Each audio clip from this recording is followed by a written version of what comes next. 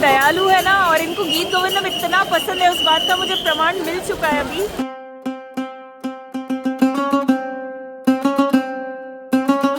रथारूढ़ भई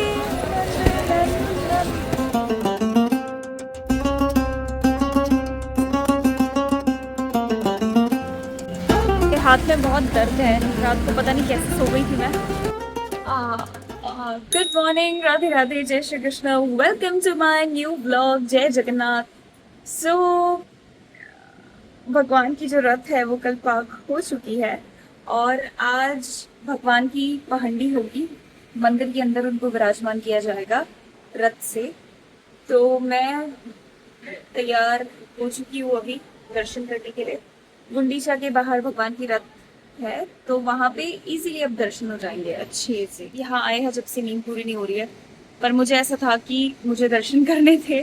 बलभद्र जी को मैंने नहीं देखा, वैसे पहंडी में दर्शन होने ही वाले हैं, पर मुझे था कि और एक बार अच्छे से दर्शन हो पहले ही तो अच्छा है। रथ में ही विराजमान देखना है मुझे। तो अभी जाते हैं और दर्शन लेंगे।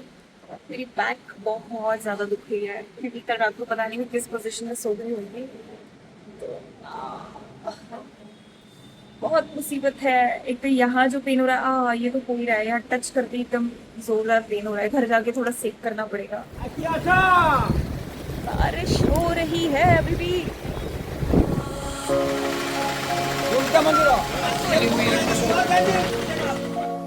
एक प्रचलित लोक कथा के अनुसार एक बार राजा इंद्रद्युम्न और उनकी पत्नी गुंडीचा मैया की सेवा से भगवान जगन्नाथ महाप्रभु इतने प्रसन्न हुए कि उन्होंने दोनों से कहा, मांगो, क्या वरदान चाहिए। कहा जाता है कि उस समय गुंडीचा मैया ने मन ही मन भगवान से एक संतान की इच्छा की।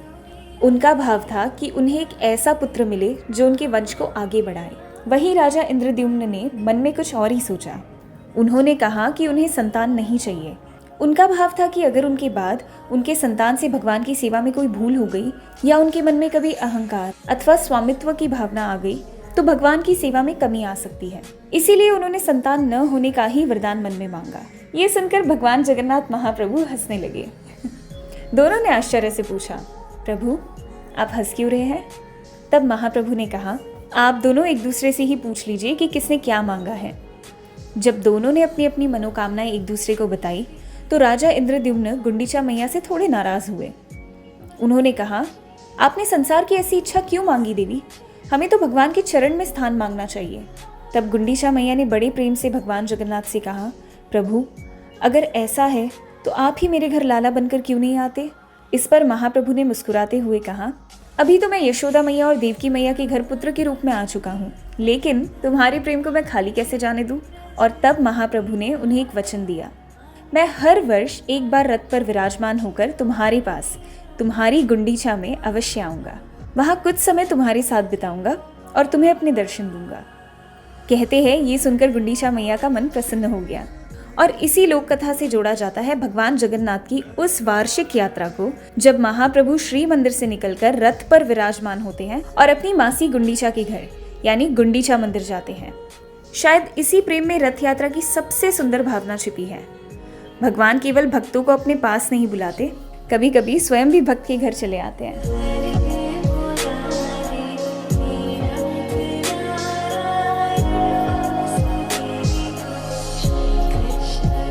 पहुंच गए भगवान, उनका सफर पूरा हुआ। जय जगन्नाथ। तीनों यहीं पर है और सबसे पहले हम बलभद्र जी के दर्शन करने जाएंगे क्योंकि अभी तक उनके दर्शन नहीं हुए। जब पहंडी में भी देखा था तो बस उनका काहिया दिखा था, तो अब पूरे दर्शन करेंगे। चलो।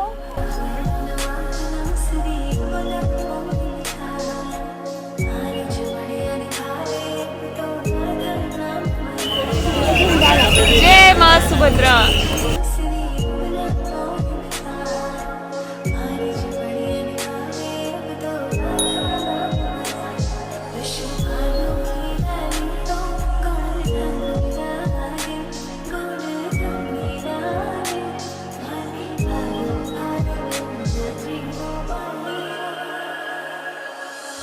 हमारे दर्शन हुए और तेज बारिश होना शुरू हो गई अभी।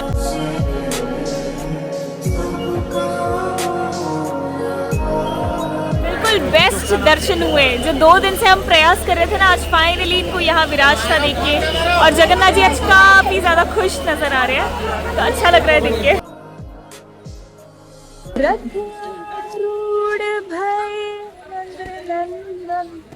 जगन्नाथ चकानन नीलाचल वारे। बस बारिश हो रही है मंद मंद, अच्छा लग रहा है। बाय देखो, शाम को मिलेंगे।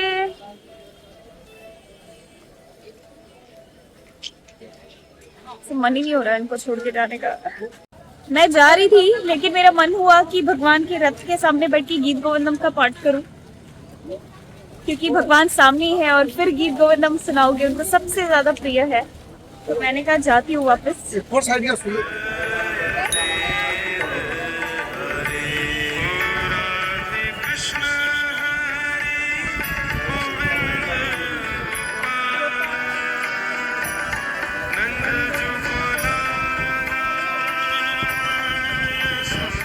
दयालु है ना, और इनको गीत गोविंदम इतना पसंद है, उस बात का मुझे प्रमाण मिल चुका है। अभी मैं यहाँ खड़े होकर गीत गोविंदम का पाठ कर रही थी, तेज बारिश शुरू हो गई।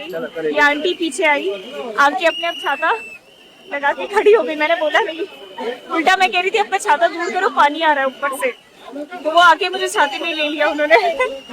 तो गीत गोविंदम इतना प्रिय है कि कह रहे तुम खड़े होके पाठ करो, कितनी भी बारिश हो रही है, देखो लोग कहाँ से कहाँ जा रहे हैं, भगदड़ मच रही है। और मैं पुलिस के प्रोटेक्शन के पीछे खड़ी हूँ, यहाँ कोई नहीं आ रहा है, कोई धक्का नहीं है यहाँ पे, और आराम से गीत गोविंदम सुन रहे हैं महाप्रभु यही सामने बैठ के। देखो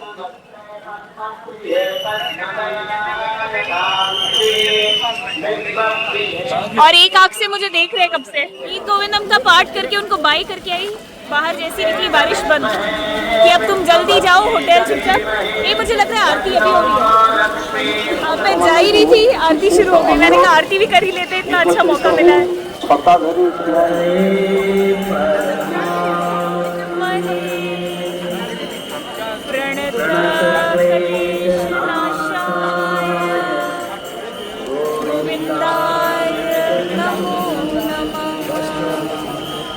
क्या आनंद है, शांति मन में एकदम। एक भक्त जब भी तुझको पुकारे, उसकी ओर तू दौड़ा चला रे। मन की पीड़ा दूर भगाए, अपनी वाणी से आस जगाए। हे नाथ नारायण वासुदेवा, श्री कृष्ण गोविंद हरे मुरारे। हे नाथ सबकी रक्षा करता है, एक एक जो आए हैं ना यहाँ पे, वो सबकी रक्षा महाप्रभु करता है। लेकिन महाप्रभु ही उदास है। एक तो उनको देख के मेरे को ऐसा लग रहा था, अभी मैं बोल के आई उनको, मैंने कहा अपना ध्यान रखना, खुश रहना, परेशान मत होना ज्यादा। पता है मेरे को तो परसों से उनकी चिंता लगी थी कि यार ये। और कल पता है ऐसा हुआ, पिछली बार जब जब महाप्रभु के सामने थे हम, वहीं पे बारिश हो गई थी। कल बारिश ही नहीं हुई, कहीं बारिश नहीं हुई। मतलब महाप्रभु ने भी बोला अब ले ही जा रहे हो तो ले जाओ भाई खींच के, ऐसा हो रहा था कल।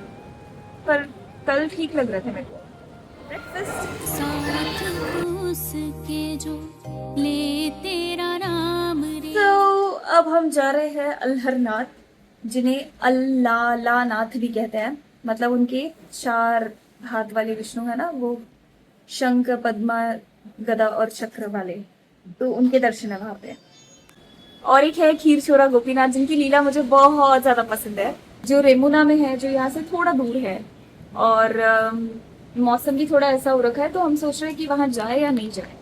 तो आज सोच रहे हैं अल्हरनाथ कर लेते हैं, और बाकी मैं शाम को टोटा गोपीनाथ, फिर गंभीरा, ये सब मुझे दर्शन करना है। तो मैं सोच रही हूँ आज ऐसे कर लेता है, कल तो वैसे भी निकलना है हमें।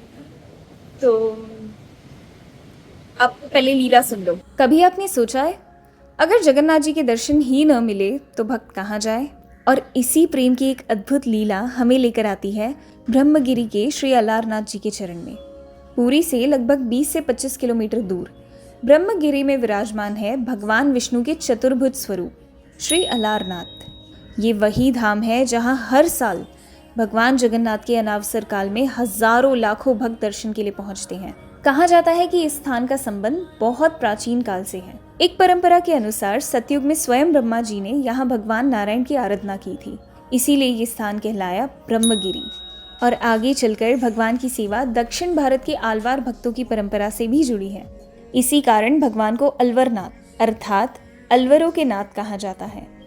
और भगवान के इस स्वरूप में भी एक अद्भुत वात्सल्य छुपा हुआ है, क्योंकि एक समय एक छोटे से बालक ने भगवान को केवल पत्थर की मूर्ति नहीं समझा था, उसके लिए भगवान सचमुच उसके अपने थे। कथा है कि भगवान अलरनाथ की सेवा करने वाले एक ब्राह्मण को किसी काम से बाहर जाना पड़ा। जाते समय उन्होंने अपने छोटे बेटे मधु से कहा, बेटा आज तुम भगवान को भोग लगा देना। अब वह तो छोटा सा बच्चा था, उसे न मंत्र आते थे न पूजा की कोई बड़ी विधि। वह बस भगवान के सामने भोग लेकर गया और बहुत सरलता से बोला, प्रभु मुझे पूजा करना नहीं आता, मेरे पिताजी ने कहा है आपको भोग लगाऊं, तो आप कृपया करके इस भोग को स्वीकार कर ले। बस इतना ही, न कोई बड़ा मंत्र न कोई जटिल विधि, सिर्फ एक बच्चे का निष्कपट प्रेम। मधु ने भगवान के सामने भोग रखा और बाहर खेलने चला गया। कुछ देर बाद वह वापस आया, लेकिन उसने देखा भोग वैसे का वैसा ही रखा हुआ था। मधु घबरा गया। उसने भगवान से कहा, प्रभु आपने खाना क्यों नहीं खाया? पिताजी पूछेंगे तो मैं क्या कहूँगा? उसने भगवान से जैसे अपने ही घर के किसी बड़े से बात करते हैं वैसे ही आग्रह किया, कृपया करके खा लीजिए ना।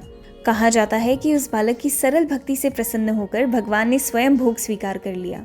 जब मधु ने देखा कि भगवान ने सचमुच भोग पा लिया तो उसकी खुशी का ठिकाना नहीं रहा। लेकिन जब उसके पिता वापस आए और उन्हें ये बात बताई तो उन्हें विश्वास ही नहीं हुआ। उन्हें लगा ये बच्चा शायद स्वयं भोग खा गया होगा। उन्होंने अगले दिन मधु से कहा कि वह फिर भगवान को भोग लगाए और इस बार पिता स्वयं छिपकर देखने लगे। मधु ने फिर वही किया, भगवान के सामने भोग रखा और प्रेम से कहा, प्रभु खा लीजिए।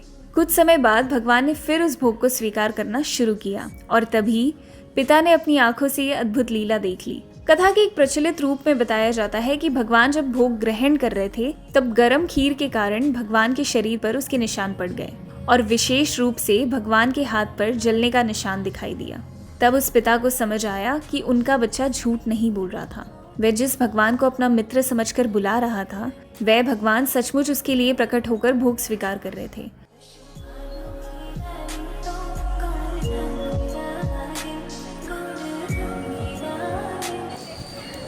यहाँ खीर बनता है।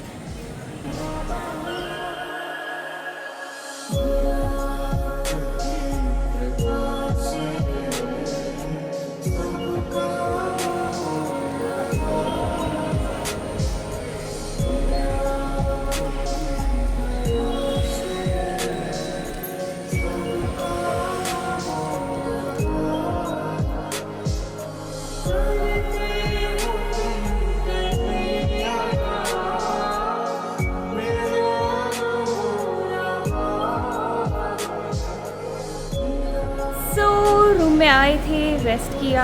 अब रेस्ट तो कहाँ हुआ, मेरी आंखें देखो कितनी लाल है। सोई नहीं थी मैं, ऐसी बैठी हुई थी। और अब जा रहे हैं, कुछ पा लेते हैं। शाम के 5 बज रहे हैं। भूख तो है नहीं पर थोड़ा बहुत खा लेते हैं, कुछ दीदी को लगी है भूख। अब इसके बाद हम जाएंगे टोटा गोपीनाथ, फिर जाएंगे गंभीरा और वो सब की लीला मैं आपको सुनाऊंगी। बहुत प्यारी प्यारी लीलाएँ हैं। फिर कुछ थोड़ी बहुत शॉपिंग करनी है कल, क्योंकि निकलना है हमें, तो चलो। वैसे अभी आज है ना भगवान की पहंडी होगी तो दर्शन नहीं करेंगे क्योंकि मेरे बैक में काफ़ी ज़्यादा पेन है, तो वो भीड़ में जाना मतलब नहीं हो सकता।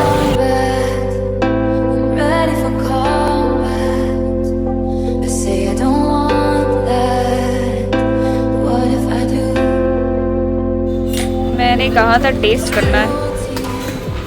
तो फ्लैग दिख रहा है इसमें, ग्रीन ऑरेंज है ना, वाइट। मेरे को पेन है इधर बहुत जोरदार, पर पूरा पा लिया हमने बिस्किट है ना।